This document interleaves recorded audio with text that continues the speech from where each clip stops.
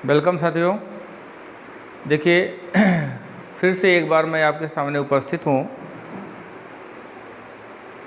2016 जीव विज्ञान का आज पेपर हुआ है। पेपर प्राप्त होने पर उत्सुकता सबको होती है। उत्सुकता बस मैंने जल्दी से वीडियो बनाया, वहाँ पे कुछ करेक्शन जो कि रह गया, ठीक से उसको ध्यान नहीं दिया गया, उस करेक्शन को हम लोग देख लेते हैं और फिर इसके बाद हम लोग ये समझ लेते हैं कि किस तरह का पेपर था और क्या होने वाला है।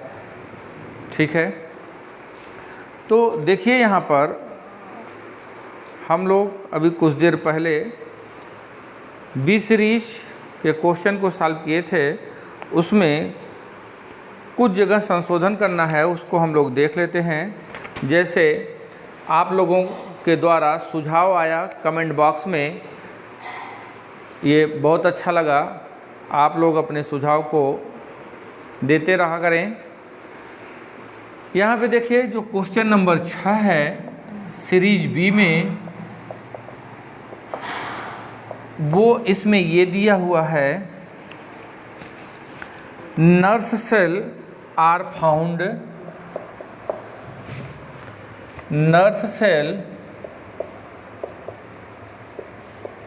Are found. ये देखें तो इसमें ऑप्शन दिया हुआ है रिक्सिया, मार्केंसिया,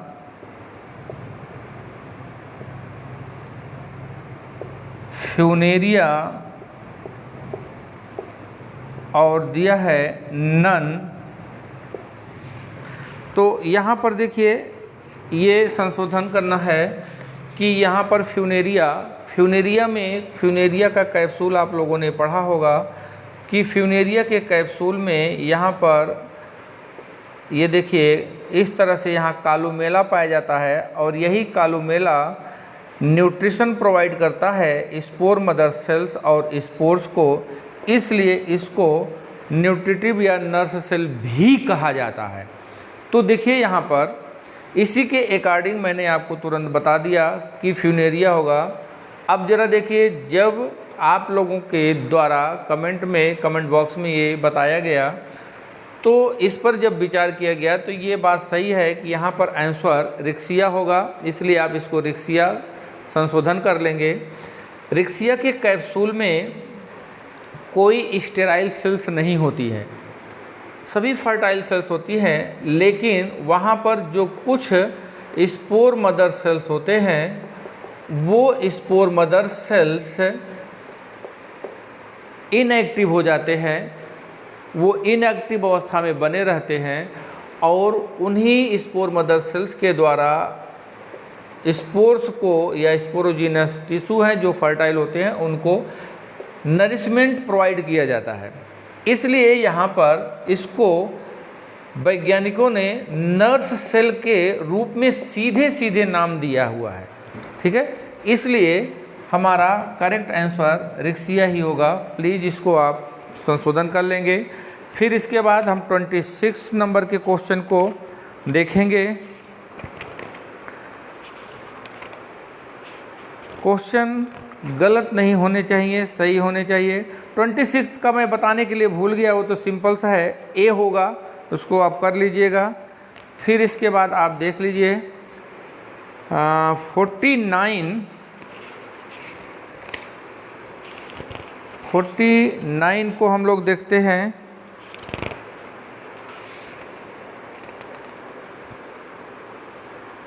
नहीं, 49 को भी हम लोग डिस्कस कर चुके हैं।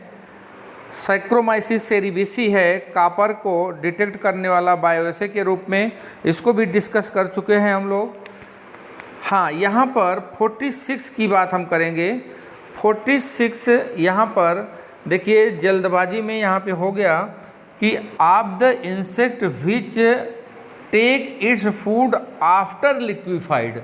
जैसे सॉलिड फूड रहता है, सॉलिड फूड को वो लिक्विड फॉर्म में बदल करके तब उसको टेक करता है, इसलिए यहाँ पर हाउस फ्लाई होगा।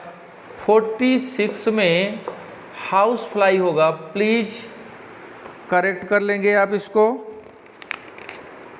मैंने यहाँ पर ये समझा कि लिक्विड फॉर्म में कौन ले रहा है डायरेक्ट।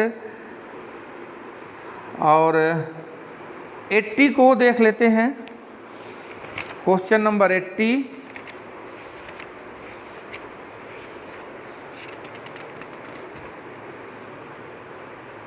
हाँ, क्वेश्चन नंबर 80 में ज़रा देखिए कि cleavage of the frog, cleavage of the frog ये आपको अलग अलग मिलेगा, लेकिन एक्चुअल में ये है क्लीवेज ऑफ द फ्रॉग में 80 का बी यहाँ पर होगा होलोब्लास्टिक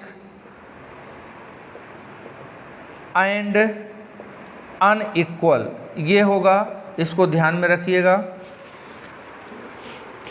और इसके बाद एक लास्ट हम लोग देखेंगे, एक लास्ट क्वेश्चन है जिसको हम लोगों ने डिस्कस नहीं किया था, वो छूट गया था। 120 का जो है उसका आंसर ये है, उसका आंसर बी पाया जाएगा।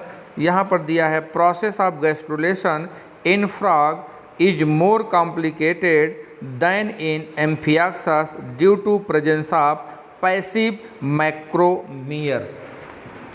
ठीक है, इसके अकॉर्डिंग यहाँ पर यही आंसर होगा। तो ये 4-5 क्वेश्चन थे जो कि यहाँ पर 2 क्वेश्चन तो मिस हो गया था, बाकी एक क्वेश्चन 2 क्वेश्चन संशोधन के थे, उसको आप कर लेंगे। कुछ और कमेंट्स आए हैं कुछ क्वेश्चन के लिए, लेकिन वो वहाँ पर सब सारे क्वेश्चन सही हैं, आपको कंफ्यूज होने की ज़रूरत नहीं है। अब यहाँ पर हम ये देखें कि आप लोगों की ये जो 2016 का ये एग्ज़ाम हुआ है, आप लोगों की क्या एक्सपेक्टेड मेरिट होगी, ये आप अपने आप देख सकते हैं, समझ सकते हैं। तो साथियों, यहाँ पर देखिए, आपने देखा होगा कि आपके सेंटर पर, आप एग्ज़ाम हॉल में आपने देखा होगा कि वहाँ पर उपस्थिति बहुत कम थी।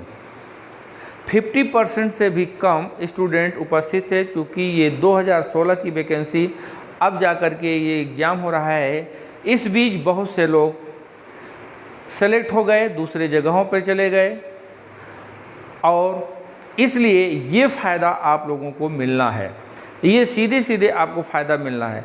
अगर हम ये देखें, अगर आप अपने पेपर के अनुसार देखिए, तो इसमें ज़रा भी घबराने की ज़रूरत नहीं है कि आपका क्वेश्चन कम हुआ है या मेरिट बहुत हाई जाएगी, ऐसा कुछ नहीं है। अगर एक सरसरी निगाह में अगर हम एक एवरेज देखें, आप कितने क्वेश्चन किए हैं, खैर उससे पता चलेगा। जब हमें पता चलेगा, ज़्यादा से ज़्यादा लोग कमेंट बॉक्स में बताएंगे कि हमारा इतना सही है, तब मालूम होगा। लेकिन मैं अगर अपने अकॉर्डिंग बताऊं, अपने अकॉर्डिंग अगर मैं देखूं, तो 90 क्वेश्चन अगर आपका है तो आप इंटरव्यू के लिए कॉल होंगे। इंटरव्यू आपको देना है, अगर इसके ज़्यादा है तो बहुत अच्छा है, नहीं तो आपको इंटरव्यू 90 क्वेश्चन पर देना है। तो ये तो थोड़ा सा मैं जो भी कह रहा हूँ ये जल्दबाजी होगी, क्योंकि अभी ज़्यादातर लोगों के व्यूज़ हमको मिले नहीं हैं कि हमें कितने क्वेश्चन अटेम्प्ट किए या कितने क्वेश्चन हमने सही किया है। अगर आप लोगों के द्वारा ये बात हमको पता चलेगी तो वहाँ पर निष्कर्ष निकल जाएगा।